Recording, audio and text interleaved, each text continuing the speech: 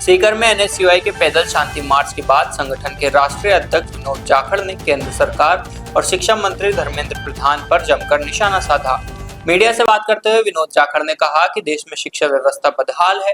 Paper leak, बेरोजगारी और नई शिक्षा नीति को लेकर छात्रों में भारी आक्रोश है। इसकी पूरी जिम्मेदारी शिक्षा मंत्री धर्मेंद्र प्रधान की है। जाखड़ ने अल्टीमेटम देते हुए कहा कि धर्मेंद्र प्रधान 10 दिन के भीतर अपने पद से इस्तीफा दें। अगर वे इस्तीफा नहीं देते हैं तो एनएसयूआई के कार्यकर्ता दिल्ली कूच करेंगे। दिल्ली में शिक्षा मंत्री के सरकारी आवास का घेराव किया जाएगा। उन्होंने चेतावनी भरे लहजे में कहा कि एनएसयूआई कार्यकर्ता ईंट से ईंट बजा देंगे। छात्रों के हक के लिए एनएसयूआई सड़क से संसद तक लड़ाई चलेगी। सीकर में हुए पैदल शांति मार्च में सैकड़ों छात्र शामिल हुए। एनएसयूआई ने आरोप लगाया कि सरकार युवाओं के भविष्य से खिलवाड़ कर रही है। एनएसयूआई के इस बयान के बाद सियासी हलचल तेज हो गई। अब देखना होगा कि शिक्षा मंत्रालय की ओर से इस पर क्या प्रतिक्रिया आती है। आज प्रदीप की बहन, प्रदीप के पिताजी हैं। आज सीकर में हमने जो है ये मार्च निकाला है। इसका उद्देश्य यही है कि कब तक नौजवानों के भविष्य के सपनों को लूटा जाएगा, कब तक ये नौजवान आत्महत्याएं करते रहेंगे, कब तक पेपर लीक होता रहेगा, इसकी जिम्मेदारी कौन लेगा? कौन है इस पेपर लीक का जिम्मेदार? कौन है इन आत्महत्याओं का जिम्मेदार? मैं ये कहूँगा कि ये मौत नहीं, ये आत्महत्या है। आज इस देश का नौजवान सड़कों पे है, संघर्ष कर रहा है। अभी तक हमारे देश के शिक्षा मंत्री ने इस पेपर लीक की नैतिक जिम्मेदारी नहीं ली है। नैतिक जिम्मेदारी लेते हुए इस्तीफा देना चाहिए। साथ में एनटीए जो ये संस्था है वो पेपर कराने में पूरी तरीके से विफल है। हम चाहते हैं कि अच्छे एजेंसी से जो है सरकारी एजेंसी के थ्रू पेपर कराया जाए। सरकार उसकी जिम्मेदारी तय करे, लेकिन ये जो प्राइवेट एजेंसी है एनटीए, ये आज भ्रष्टाचार का अड्डा बन गई है। हम मांग करते हैं कि प्रदीप मेघवाल आज हमारे बीच में नहीं है। कई छात्राएं हैं जिन्होंने इस पेपर लीक के कारण आत्महत्या कर ली। उनके परिवारों को 5 करोड़ की मुआवजा राशि मिले। साथ में जो छोटे भाई बहन हैं या बड़े भाई बहन हैं जो पढ़ना चाहते हैं, उनकी मुफ्त में जो है पूरी शिक्षा सरकार की तरफ से हो। जो भी इसके अंदर दोषी हैं उनके खिलाफ सख्त से सख्त कार्रवाई होनी चाहिए और इस देश के अंदर ऐसा कानून बने जिससे कि भविष्य के अंदर इसकी पेपर लीक की जो है पुनरावृत्ति ना हो। एनएसयूआई पूरे देश के अंदर सड़क पे है, संघर्ष कर रही है। पेपर लीक 2024 में हुआ, उससे पहले हुआ। इस 10 साल के अंदर 89 बार पेपर लीक, 4 बार नीट का पेपर लीक और 48 बार री एग्ज़ाम होना ये साबित करता है कि सरकार पूरी तरीके से विफल है। हम चाहते हैं कि धर्मेंद्र प्रधान इस्तीफा दें।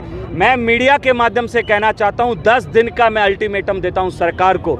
अगर सरकार 10 दिन के अंदर धर्मेंद्र प्रधान का इस्तीफा नहीं लेती है तो हम लोग दिल्ली के अंदर हजारों छात्रों के साथ जो है कूच करेंगे, आंदोलन करेंगे और हम लोग धर्मेंद्र प्रधान के घर का घेराव करेंगे। बड़ी संख्या में जो देश और प्रदेश में लंबे समय से जो है पेपर लीक जैसी घटनाएं सामने आई है। पूर्ववर्ती कांग्रेस सरकार के समय भी ऐसी जो सरकार कोई भी हो, हमारी हो, चाहे बीजेपी की हो, चाहे अन्य किसी दल की हो, जो सत्ता में होता है उससे सवाल पूछा जाएगा। उसको अपनी जिम्मेदारी लेनी चाहिए। जब पहले कांग्रेस की सरकारें थी, रेल हादसे होते थे तो तुरंत रेल मंत्री इस्तीफा देते थे। आज कहाँ चली गई वो नैतिकता?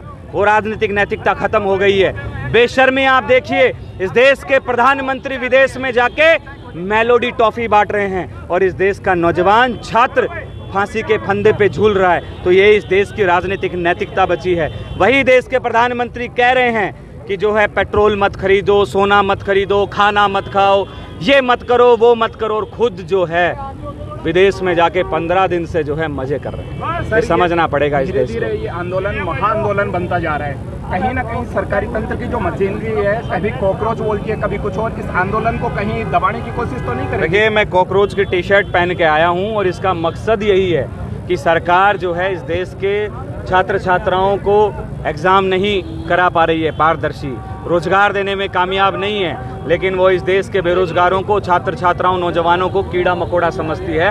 तो अब ये कीड़े मकोड़े सड़क पे आ गए हैं। अब ये लड़ाई लड़ेंगे, अपना अधिकार लेंगे और सरकार को ये कीड़े मकोड़े दीमक की तरह चट कर जाएंगे।